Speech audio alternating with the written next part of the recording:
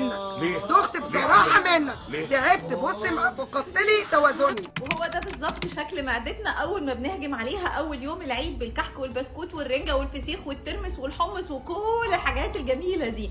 انا مش ضدهم ابدا، ولكن لازم تعرف ازاي تهيئ جسمك انه هيدخل على معركه شديده جدا. غدرت بيه، ما هو ممكن يبيعك في نص الطريق وتقضي العيد كله تعنيه وامساك ومشاكل ملهاش اي لازمه. يلا بينا اقول لك هتعمل ايه عشان ما تقضيش العيد كله تعنيه وامساك.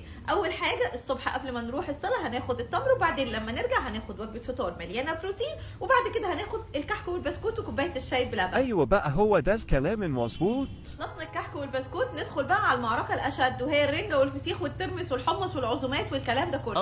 هو في حد يحط حد كده؟ حاول تاخدهم باعتدال. حاول تعمل الرنجه في طبق سلطه كتر فيه ورقيات خس وخيار على قد ما تقدر. في اليوم ده هنصحك انك تعمل ديتوكس طول اليوم، معاك ازازه الميه ديتوكس. كمان ما تنساش المشروب الاخضر، ده صديقك طول ايام العيد. اوعى تنسى المشروب الاخضر مرتين في اليوم على الاقل، مره بعد الرنجه والفسيخ ومره في اخر اليوم. هيساعدك جدا انك تنزل كل الميه المحبوسه في جسمك. خلي دايما طبقك متقسم ما بين النشويات والبروتين والخضار. كتر ورقيات على قد ما تقدر، اشرب ميه على قد ما تقدر. الميه مهمه جدا في الفتره دي. حاول تخلي العيد عندك عباره عن 3 وجبات، مفيش سناك، عشان انت هتاكل اصلا حاجات كتيره هي عباره عن سناك. كل سنه وانتم طيبين وعيد سعيد عليكم.